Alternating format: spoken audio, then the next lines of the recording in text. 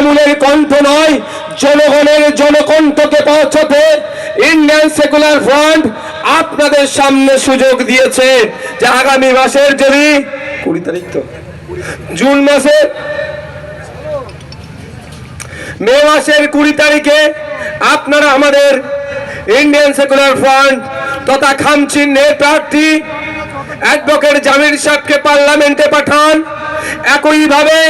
এই আমডাঙ্গার মানুষজন থেকে শুরু করে কৃষি এলাকার যে সমস্যা